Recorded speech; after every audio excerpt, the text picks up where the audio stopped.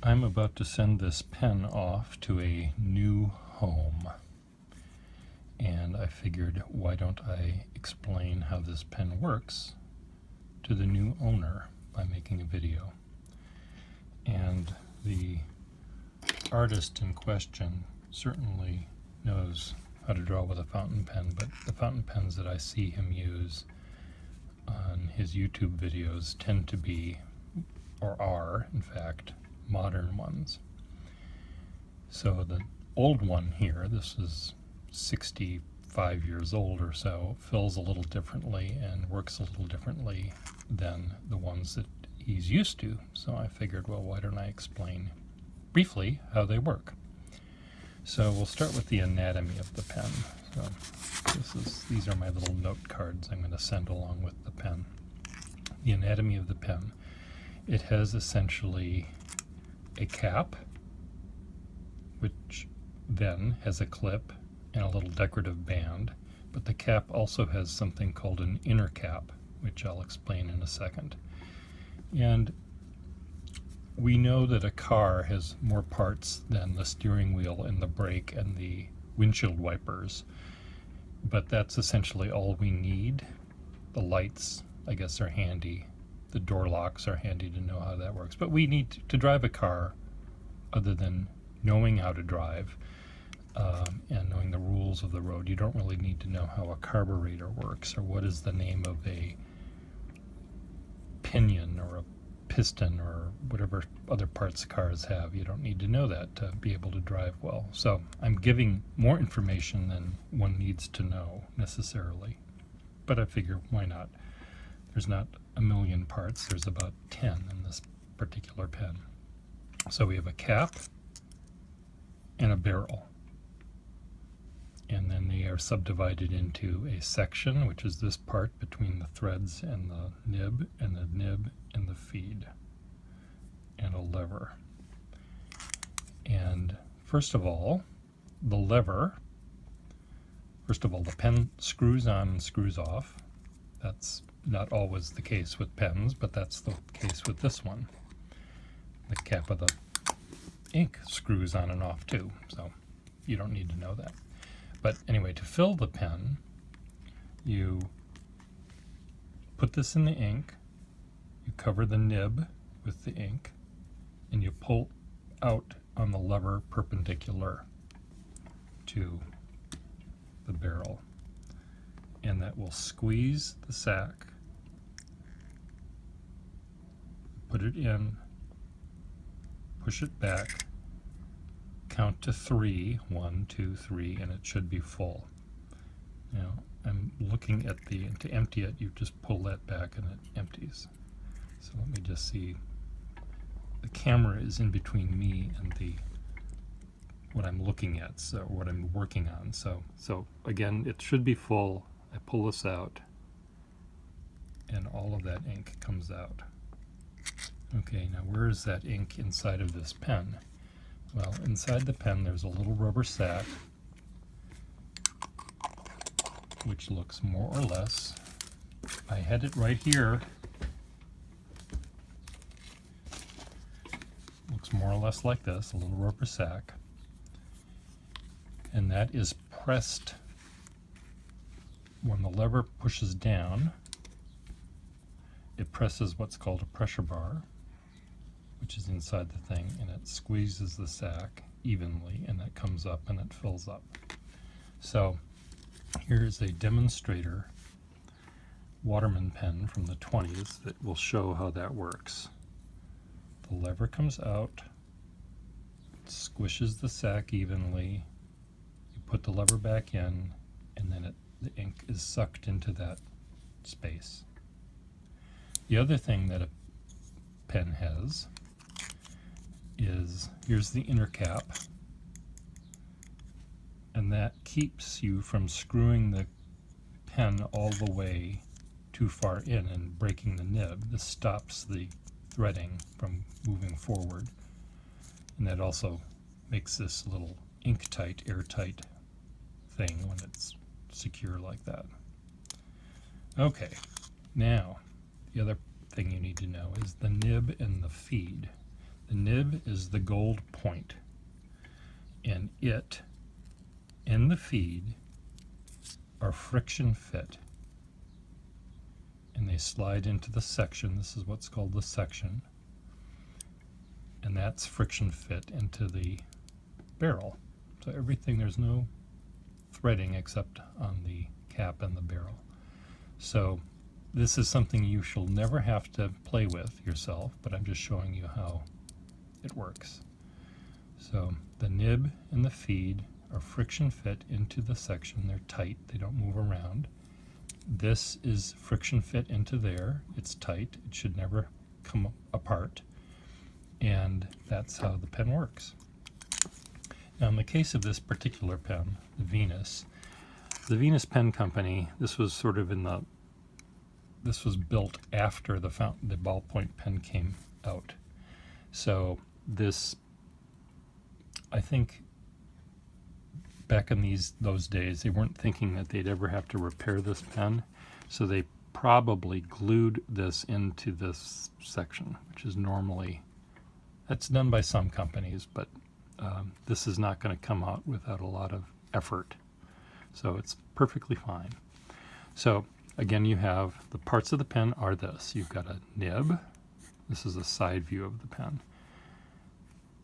And that fits into, drawing the underside of that, or the part you don't see, it fits into this section, which looks like this in cross section. And the feed and the nib fit together. Here's the feed, and that fits like this. Then the sack is glued onto this little part of the section. This is hollow here. It's glued onto that. And then this is the part that fits into the barrel. And then you've got the lever. So anyway, that's how it works. The cap, taking the cap off the pen, you can leave it off and set it on the desk, or you can post it. This is called posting. So you fit it snugly there, and there you go. You're ready to draw with it. So I don't remember now whether I emptied out the ink, but again, to fill it, you put it over the ink bottle, you cover the nib completely, you pull this out, that squeezes the sack and pushes out all the ink in the air, perpendicular, push it back, count to 3, take it out of the ink, and then you wipe off the residue with your Kleenex or your paper towel or your whatever you might have around the house. The Shroud of Turin, you could also do it that way. Whatever you have, you wipe off the ink and you're ready to draw. So that's how this works. Now, let's talk about drawing with it. If you hold the pen vertically, it'll make a line, but it's not going to make the right kind of line. You want to hold it more or less. Here's the side view of the paper. You know, this is vertical, and you want to hold it sort of at an angle, sort of 45-degree angle to the pen. And my cat is joining me now, so ignore him. So 45-degree angle, and that will allow you to draw and press down on the pen, and when you press down, the nib will splay. See, my kitty was right there. Can't. So you press down, the nib will spread apart, and the line that it makes will get thicker. The other thing is you don't have to press down at all to make the pen work. The weight of the pen will make a line. So part of learning how to use a pen like this is not only to press down, but also not to press down. Almost lifting up on the pen will give you a delicate line. So it's a little bit different than writing with other, well, it's like writing with a soft pencil. You know, you press down lightly, you get a light line, you press down hard, you get a darker line. Same thing here. So another thing about holding the pen, you hold it at that angle I've mentioned. The other thing is the pen will make a thick line when you draw it toward you, push it down, or rather, when you draw it toward the direction of the rest of the pen. So imagine a clock face. Here's 12, and here's 6, and 3, and 9. And right now, I'm holding the pen at this sort of angle. That's the angle that it's going to make the widest line. Now, why are we skipping here? Because I'm probably holding it wrong here. Sorry, ignore that. Ignore that skipping.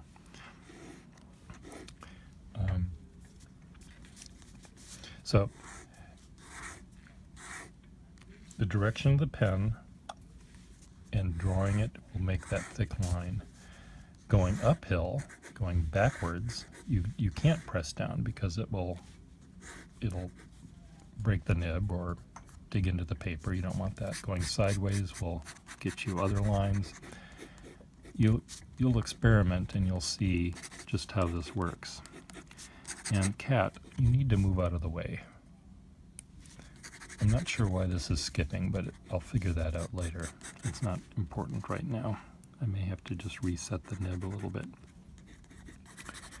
Sometimes when I switch inks, and I had Waterman ink in this pen, and then I switch it to Parker, sometimes the inks don't like each other, and it causes a little bit of skipping.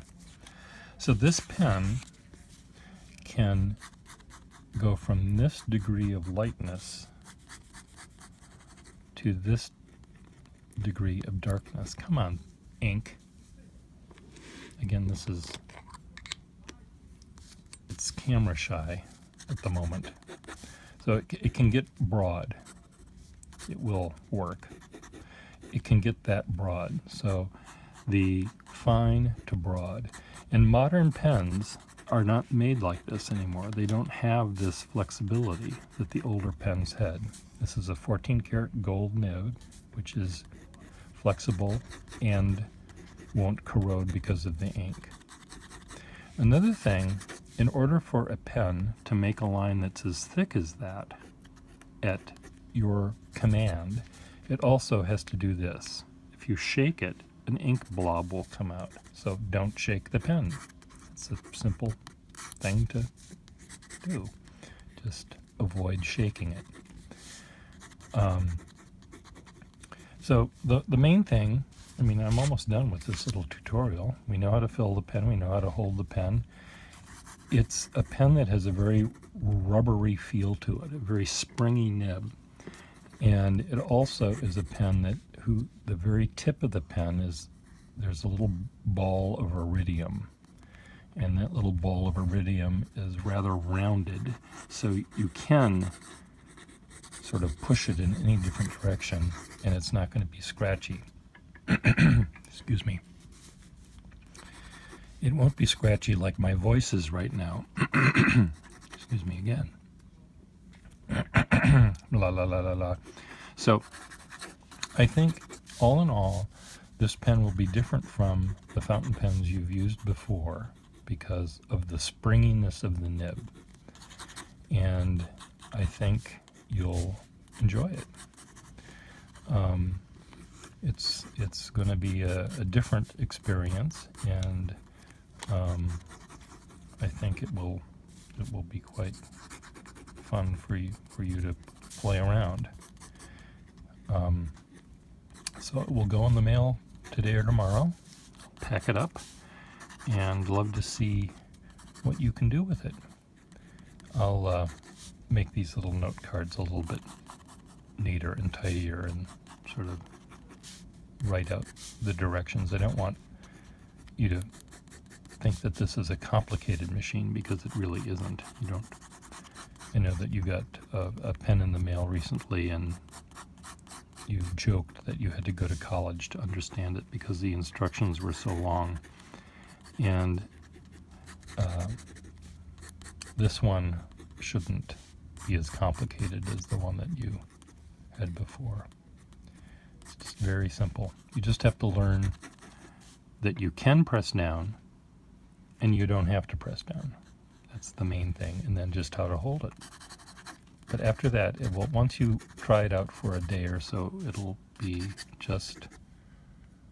second nature to you. You'll fall right into it. And you might, not that I'm suggesting you do cat, you might decide that this is the only tool you ever need. The only thing that this pen cannot do is use ink that's permanent, because that ink is going to be too thick. What I recommend is using ink that's for fountain pens, and what I like is Waterman or Parker or Mont Blanc inks, because they flow very well. Sometimes you get inks from other companies and they're a little bit thicker and they're not going to work as well. You have to draw very slowly. Another thing is you can draw very, very quick, and the pen won't skip. Sometimes modern pens, if you draw as fast as I'm drawing here, they'll skip, and this one will not skip because there's ink right there at the tip. The feed is really strong and open, and ink is right there. Modern pens tend to have a very small feed. Okay, well, the feed, the channel, the ink channel. The feed in this case is that little groove that the ink travels down. And this is also called a spoon feed, which has these areas here that can hold ink. So that's all full of ink when the pen is filled.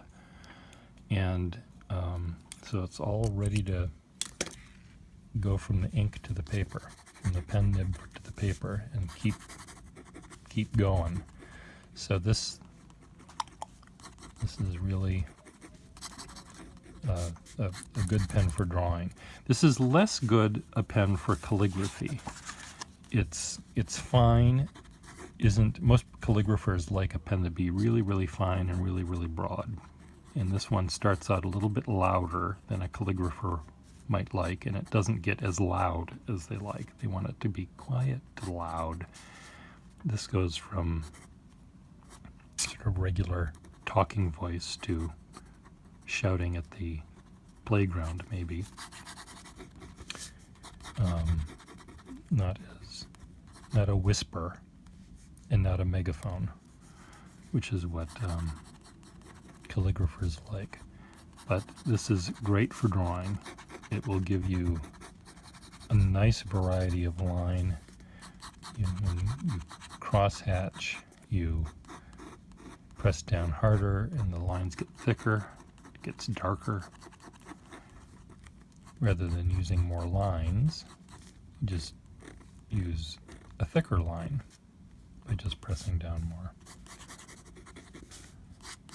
Now, you draw relatively slowly. The lines you make are a little bit more deliberate, and when you draw slowly with this particular pen, or with really any fountain pen, the lines that you make might be a little bit broader than if you draw quickly.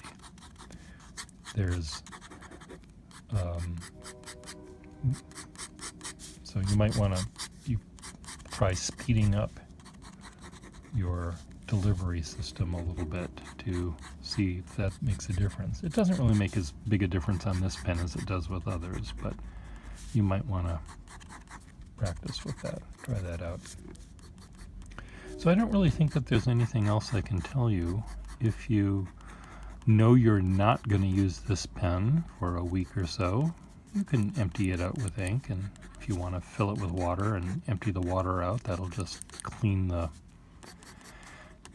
pen out of ink. If you leave the pen with the cap unscrewed from the top and just sitting there, and you go out to lunch, You might find that it takes a while for the ink to start flowing again, but if you put the cap on the pen, it shouldn't have a problem at all. But if you know you're not going to use the pen for a while, then it's better to just empty the pen with of its ink, fill it with water, flush it out, and then empty it of the water so there's nothing in it, and you just put the cap on the pen and put it in your drawer with all of your other tools. But I have a feeling, I'm predicting, that you might use this pen more than you might imagine, because I think you're going to end up loving it. I hope you'll end up loving it. It's made by the Venus company. They made pencils. This is called the Venus President.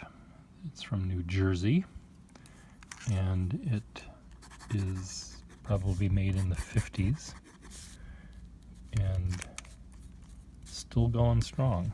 And there's no reason why this won't last for another 50 years. So there you go. Enjoy it.